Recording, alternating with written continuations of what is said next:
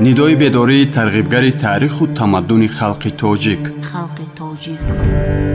ندای بیداری معرفگری صنعت و هنر والای نیاگان.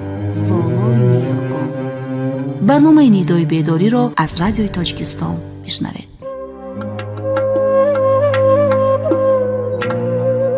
سلام، برنامه نوبتی ندای بیداری را تقدیمتان می‌داریم.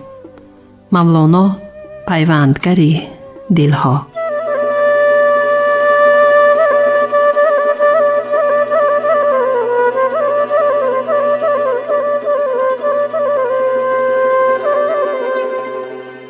مولانا جلال‌الدین بلخی یکی از نابغه‌های نظم کلاسیکی تاجیک و فارس بوده. در عرصه سخنوری شاعر بی همتای شناخته شده است. او انسان را بزرگترین معجزه آفرینش می شمارید و یگانگی و اتفاق و اتحاد و همبستگی آنها را تلقین و ترغیب می نمود. صلح و آشتی، عشق و عاشقی، تربیت اخلاقی را بیشتر ترنم می کرد. محسمین اندیشه و افکار عارفانه و عالمانه اش بود که سخن و کلام او دورتر از زادگاهش خطلان زمین به کل آسیا و اروپا پهن گردید. دامن گسترد.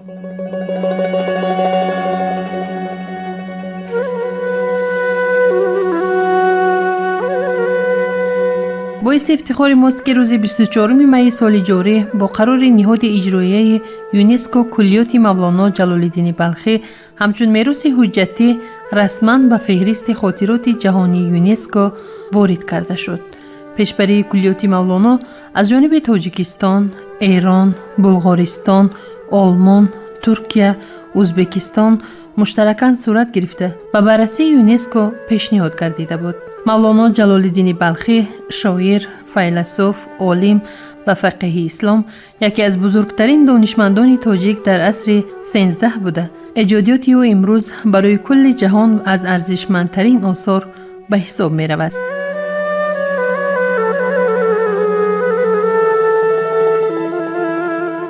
حالا در این خصوص اندیشه های پروفسور خورشید زیایی رو می شنویم. برای همه ما باعث افتخار و فرحمندی است که آثار کامل کلیات مولانا جلال‌الدین بلخی که یکی از متفکران، دانشمندان و شاعران بزرگترین کلاسیکی تاجیک است با روی خط جهانی خاطره یونسکو وارد گردید و چخیلی که میگویند شعر مولانا، اندیشه مولانا طول عصرهای زیاد در حافظه تاریخی ملت تاجیک داخل بود و اکنون با این اقدام یونسکو آثار مولانا با خاطره انسانیت داخل گردید.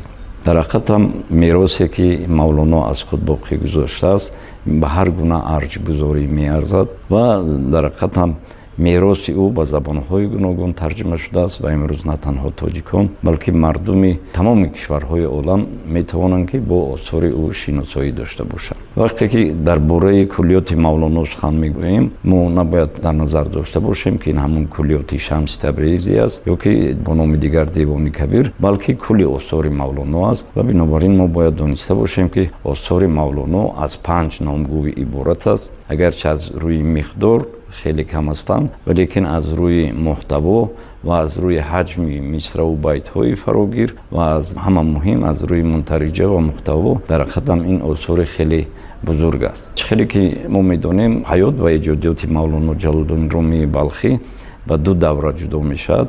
دوره تابخوری با شمس تبریزی یعنی تا 38 سالگی او و دوره دیوم دوره‌ای که او با شمس تبریزی ملاقات کرد. بعد در دوره اول او همچون واعظ مدرسه، واعظ مسجد خدمت میکرد و در این دوره تنها یک اثر او معلوم است با نام مجالس 7 یا 7 مجلس. اینا همون موعظه ها و همون خطابه هایی هستند که مولانا هنگام کار در مسجد ها و مدرسه ها به شنوندگان خود ارائه نموده است.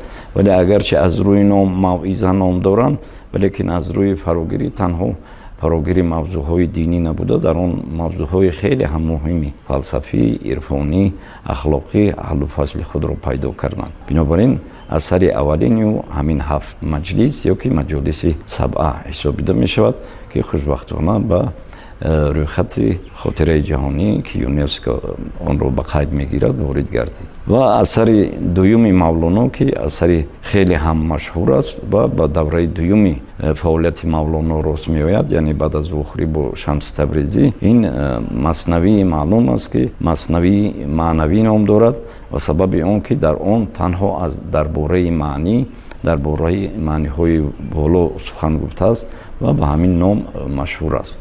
مثنوی معنوی چنانه که میدونیم زیاده از 25,000 بیت است و این با خواهش شاگردان او نوشته شده بود، همچون یک کتاب درسی برای تعلیم شاگردان در موضوعهای فلسفی، عرفانی و غیره. و تحلیل مثنوی معنوی نشان میدهد که با استفاده از روایت ها، افسانه ها، حکایت و لطیفه های مردمی و در آثار خطی انتشار یافته، مولانا کوشیده است که با شاگردان خود تمام مسئله های اساسی فلسفه و عرفان را بفهماند و خوشبختانه به این هم موفق گشته است، زیرا که در آن هم موضوع های دینی، هم موضوع های فلسفی، هم عرفانی به طور برای شاگردان فهمو ذکر گردیدن و خواندن مثنوی امکان میدهد که مردم ما با مسئله های زیاد از علم های گوناگون آشنایی پیدا کنند و بیهوده نبود که مثنوی معنوی در تاریخ ادبیات، در تاریخ فلسفه با اون دو مناسبت پیدا شد که یکی او را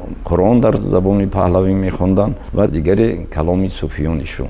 ولی اگر از نقطه نظری واقعی بینانه بنگریم، در حقیقت مسئله های زیاد در این کتاب، در این مثنوی حل و فصل خود را یافتند که تا حال هم اهمیت خود را برای انسانیت گم نکردند و از این رو به رویخط خاطره جهانی انسانیت از جانب یونسکو وارد کردن مثنوی معنوی به اندیشه شخصی من و گمان دارم که اکثریت مردم عالم هم این را دستگیری میکنند، یک اقدام خیلی هم خوبی بود برای مولانا، برای میراث مولانا. مولانا جلال‌الدین بلخی در تاریخ ادبیات تاجیک و فارس همچون ادیب و فیلسوف شهرت دارد. این دو پیشه، علم و ادب، در ایجادیات او با هم پیوندند، یعنی متفکر اندیشه‌های فلسفی و عرفانی خود را به واسطه کلام بدیع بیان نموده است. درباره آن که این دو پیشه در کدامش مقدمتر است با یک خلاصه آمدن دشوار و حتی ناممکن است. وقتی که غزلیات او را می‌خوانیم، از سلاست و بلاغت، از شیرینی و فصاحت کلام روح بخشش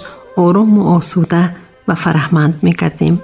یکی از شرقشناسان معروف دنیا، یوگنی ادواردویچ برتلز، برحق گفته است که اگر لیریک جلال‌الدین بلخی به اهل علم و ادب و عموماً به زبان مردم اروپا ترجمه می‌شد و دسترسی آنها می‌گردید، بی‌شبهه این نابغه ادب را در قطار بایرون، گیوته، فلوبر می‌گذاشتند و از غزلیات شورانگیز و دلانگیزش یک جهان لذت می‌بردند. بیایید در این خصوص اندیشه‌های ادبیات شناس مجید قربانوف را می‌شنویم. مقام مولانا، سهم مولانا در رشد علم و فرهنگ تاجیک، در ترغیب و تشویق زبان و فرهنگ تاجیک خیلی هم بالا به نظر می‌رسد. شیخ باهایی خوب می‌فرماید که من چی گویم وصف آن عالی جناب، نیست پیغمبر ولی دارد کتاب. مثنوی معنوی مولوی هست قرآن در زبان پهلوی.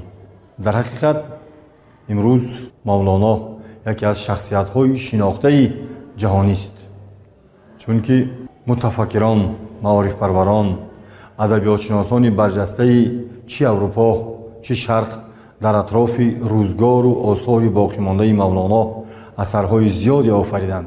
ما با افتخار از زبان مولانا، از آثار مولانا، از مثنوی معنوی مولانا که توجه تمام دانشمندان دنیا را به سوی خود کشیده است حرف میزنیم. دانشمندان اروپا، مخصوصا رایموند نیکلسون، سالهای 30 عصر 20 در اطراف مولانا و مثنوی او اثر آفرید یا مثنوی را باز از عربی و زبان انگلیسی برگرداند و امروز تمام مردمی شریف تاجیک و فارسی زبانان دنیا از روی تحریر و تهیه های رایموند نیکلسون، پروفسور دانشگاه کمبریج انگلیا، درس میگویند، میآموزند. اگر ما مثنوی که در دست داریم ورق گردان کنیم، در صحیفه اول او نوشته شده است زیر تحریر و تهیه اکادمیک نیکلسون. این از آن برمیاد که مولانا با آثار خود تأثیر خود را به ادبیات جهانی رسانده است. و از این رو جهانیان اعتراف مولانا کردند و شعر مولانا جهان را گرفت. آفتابا بار دیگر خانه را پر نور کن، دوستان را شاد گردان، دشمنان را کور کن.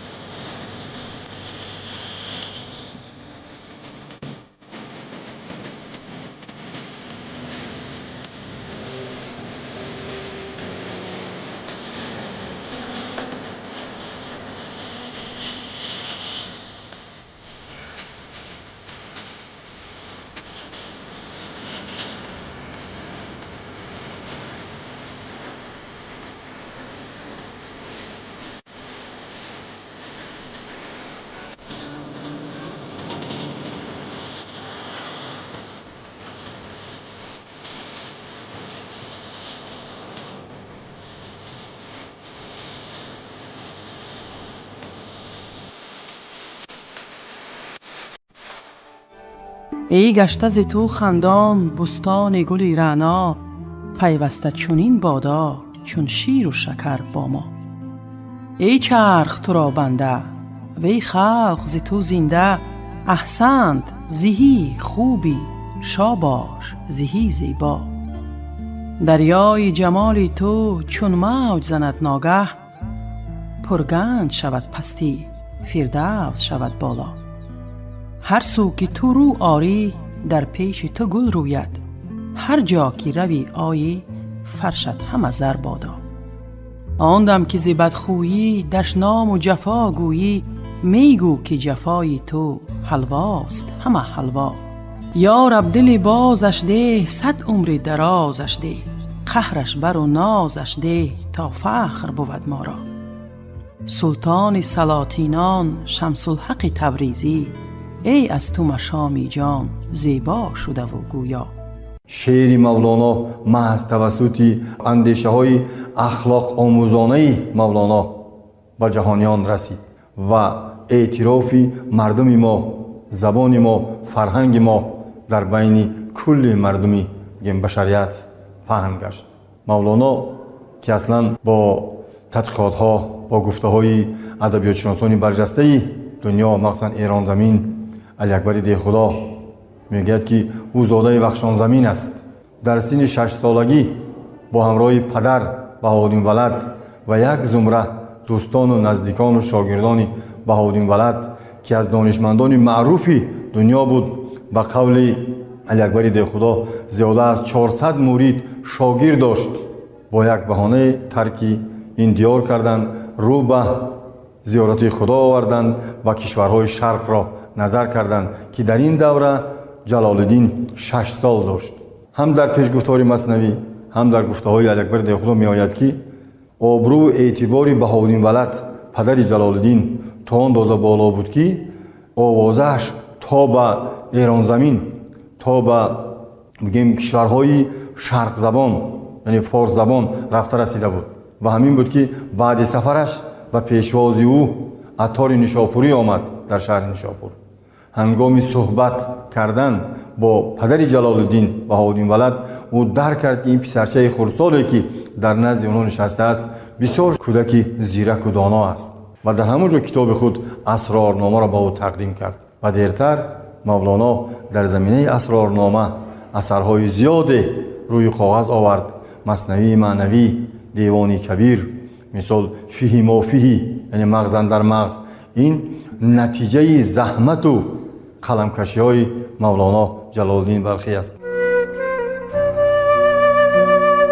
با پژوهش درباره جای تولد، زیست و زندگانی و آثار پرمحتوای مولانا جلال الدین بلخی در عصر گذشته، عالمان از کشورهای گوناگون عالم پرداخته فرزند ملت تاجیک بودن او را با دلیل‌های معتمد و اساسناک اثبات نمودند که برای هر یک ما این افتخاری بزرگ است.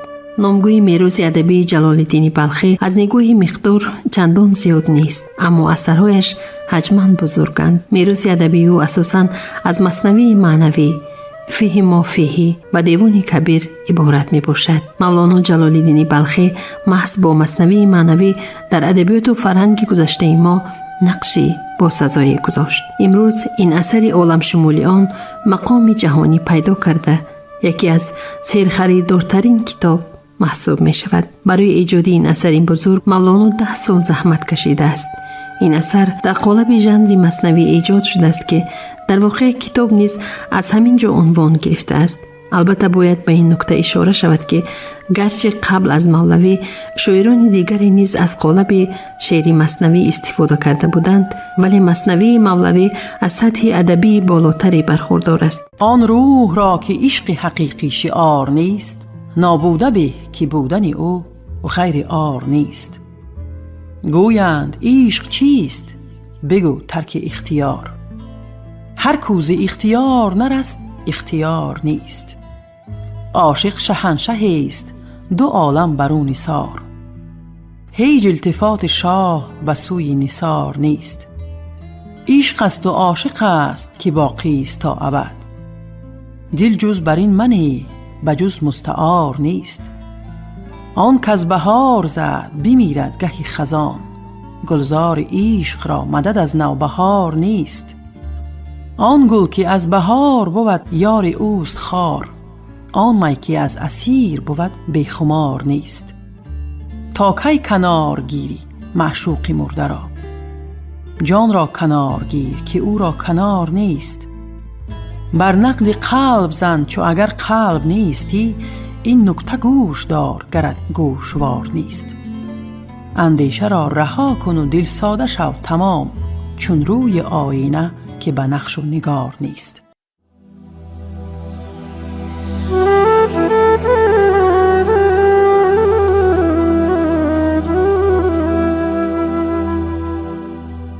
موضوع آثار مولانا جلال‌الدین بلخی بیشتر جنبه‌های اخلاقی داشته. در موضوعهای تعلیم و تربیه، راستی و راستکاری، خدمت به مردم، خودشناسی، عشق و مهر و محبت میان انسانیت می باشد. همچنین موضوع دوستی، همراهی، وحدت و یگانگی در غزلیات مولانا مقام شایسته دارند. معصمین جنبه‌های مهم حیات انسانی است در آثار مولانا که امروز تمام محصول ایجادی او را با زبان‌های دیگر ترجمه کرده مطالعه می‌کنند و می‌آموزند و پند زندگی می‌گیرند. ادامه اندیشه‌های ادبیات‌شناس مجید قربانوف را بشنوید. روزگار مولانا، سرنوشت مولانا یعنی درس است برای هر یک فردی که می‌خواهد در جاده معرفت قدم گذارد، اخلاق حمیده انسانی را درک کرده با اطراف خود پهن کند. استادانی که می‌خواهند از او بهره برند به شاگردان تأثیر رسانند، از روزگار و آثار مولانا استفاده می‌برند و تأثیر خود را با واسطه شعر ناب فارسی مولانا به خواننده می‌رسانند. مولانا توانسته است با واسطه آثار خود که با زبان‌های گوناگون دنیا، فرانسوی، انگلیسی، آلمانی، روسی و هنگامی که آثار مولانا را با زبان‌های گوناگون دنیا برگردان کردند، این معنی او را ندارد تنها برگردان شد.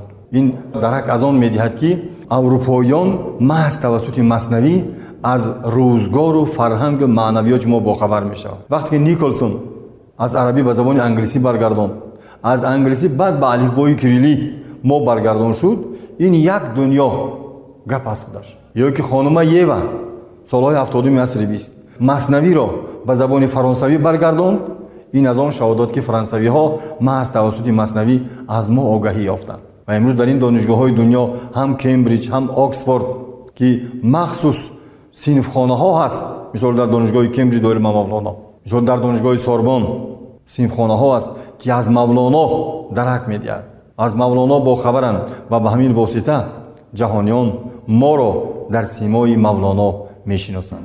بر عاشقان فریضه بود جستجوی دوست، بر روی و سر چو سیل دوان تا به جوی دوست. خود اوست جمله طالب و ما همچو سایه ها، این گفتگوی ما همه از گفتگوی دوست. گاهی بجای دوست چو آبی روان شویم، گاهی چو آب حبس شده در سبوی دوست. بر گوش ما نهاده دهان او به دمدمه، تا جان ما بگیرد و یک باره بوی دوست. با دوست ما نشسته که ای دوست، دوست کو کو همی زنیم ز غفلت به کوی دوست. تصویرهای ناخوش و اندیشه رقیق، از طبع سوست باشد و این نیست خوی دوست. خاموش باش تا صفت خویش خود کند، کو های و هوی سرد تو، کو های و هوی دوست.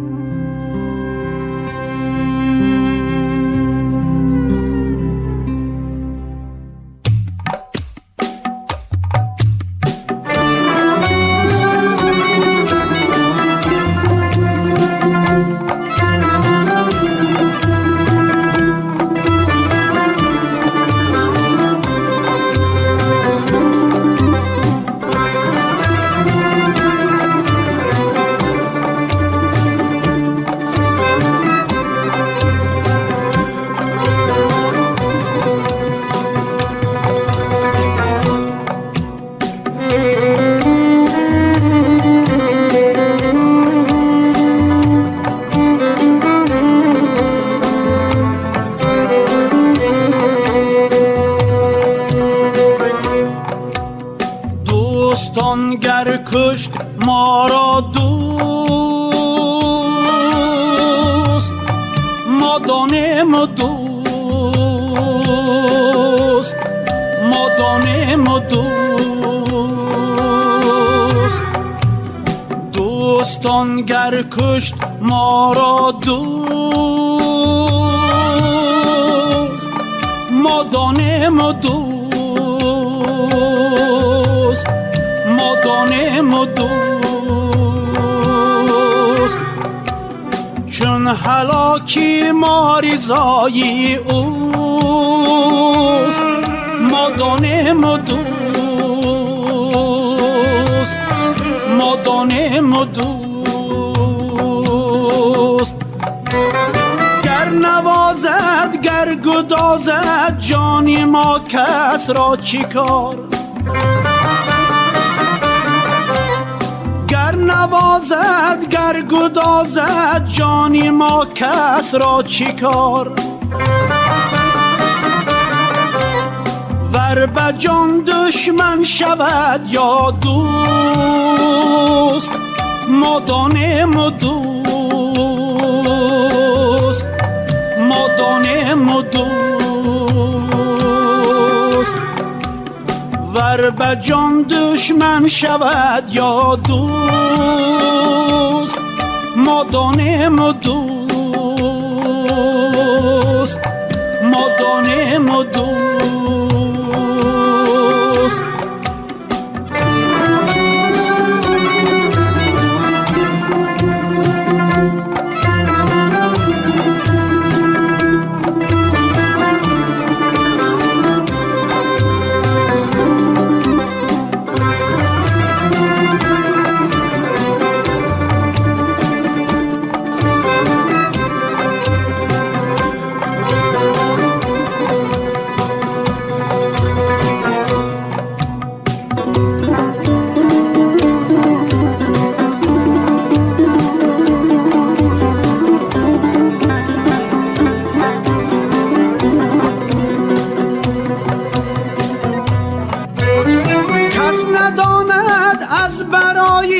چیست سر بر خاکی ره؟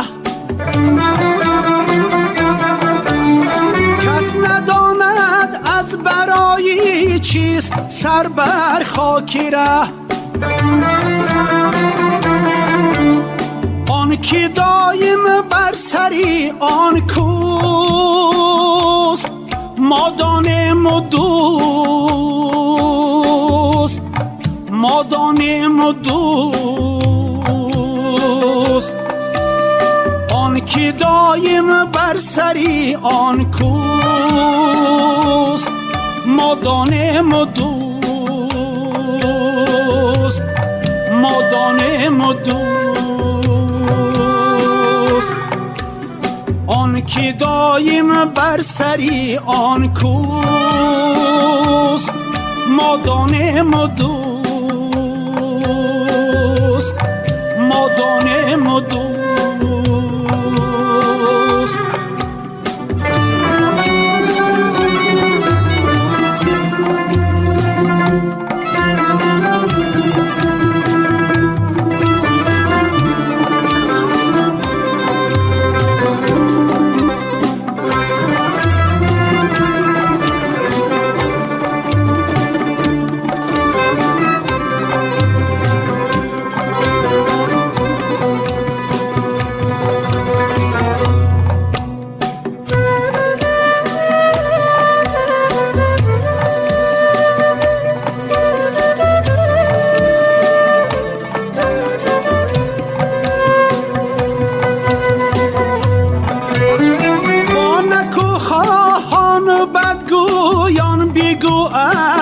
کمال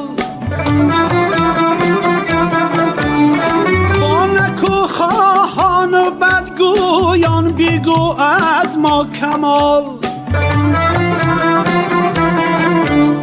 دوست با ما بد وگر نیکوست، مدانم و دوست، مدانم و دوست.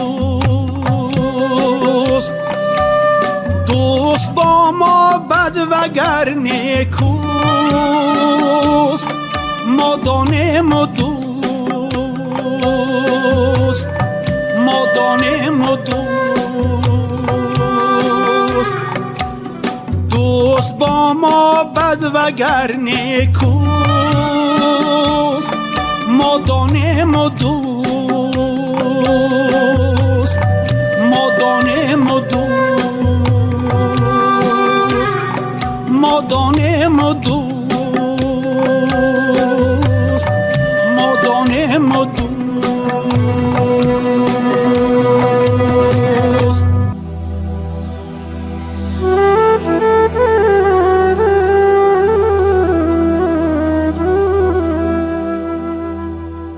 мавлоно ҷалолиддини балхӣ бо эҷоди маснавӣ тавонист шавқҳое ба дилҳои маъюс ангезад, савдои сархуше ба ошиқон ворид созад ва гармиҳои зиндагибахше ба ҷонҳои сарду афсурда бахшад. Агар ба саросари мавзӯъу муҳтавои ин асари пурҳикмат ворид шавем, мебинем ки бо фикри волову кору талоши шоир ва ёрони ҳамфикраш гӯшҳо шунаво, чашмҳо соҳиб басират, забонҳо гӯё, дил моломоли шавқи озодӣ шудаанд. мавлоно ҷалолиддини балхӣ дар эҷоди маснавӣ шоирест бо диду тафаккури илмӣ. нигоҳи вай дар осори оламгираш маснавӣ нигоҳест олимона. ҳамчунин маснавӣ қомуси пурарзиши суханони ҳикматангез, мақолу зарбулмасал, панду андарс буда, шоир дар асараш аз ҳикоёти мардуми тоҷику форс, аз тамсилу қиссаҳои халқу қавмҳои гуногун хеле бисёр истифода кардааст. دوش آمد بر من آن که شب افروز من است. آمدن باری اگر در دو جهان آمدن است. آن که سرسبزی خاک است و روان بخش فلک، چاشنی بخش وطن هاست اگر بی وطن است. در کف عقل نهد شمع که بستان و بیا تا دری من که شفاخانه هر ممتحن است. شمع جان را گروی این لگنی تن چی کنی؟ این لگن گر نبود شمع تو را سر لگن است. زین گذر کن صفت یار شکربخش بگوی که ز عشق سخنش ذره به ذره دهن است. در جهان فتنه بسی بود و بسی خواهد بود، فتنه ها جمله بر آن فتنه ما مفتتن است. بس کن آخر چی بر این گفت زبان چسبیدن؟ عشق را چند بیان هاست که فوق سخن است.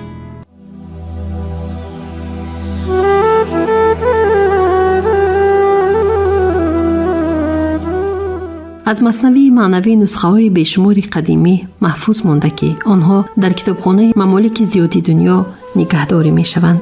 бори нахуст матни илмии маснавиро олими англис Николсон анҷом дода солҳои 1925-1937 ба таб расонид.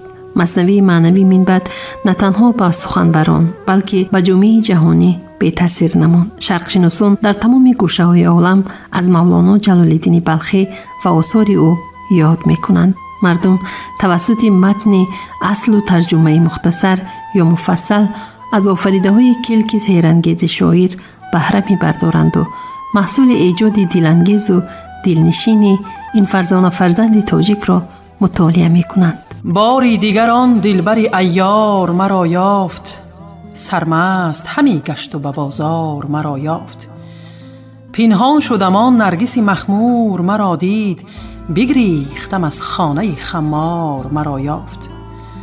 بگریختنم چیست کزو جان نبرد کس، پنهان شدنم چیست چو 100 بار مرا یافت. گفتم که در انبوهی شهرم کی بیابد، آن کس که در انبوهی اسرار مرا یافت. کی مژدک آن غمزه غماز مرا جوست، وین بخت که آن توره طرار مرا یافت. دستار ربود از سر مردان به گرو بود، دستاری سر و گوشه دستاری مرا یافت.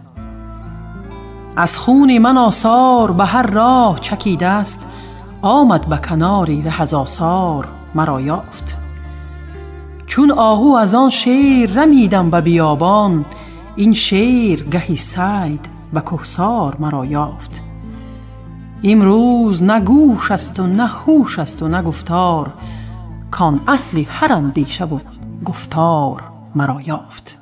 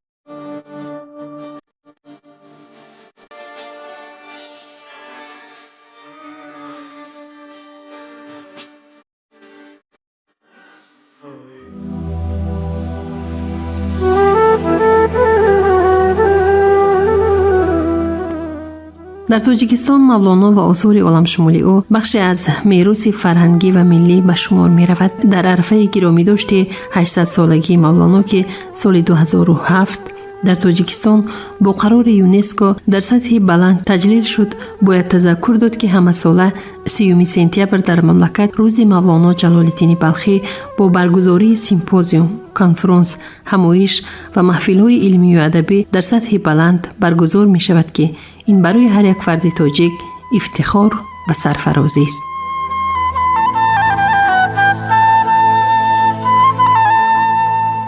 شنوندگان عزیز، در همین جا برنامه ندای بیداری به انجام می رسد. خوش باشید.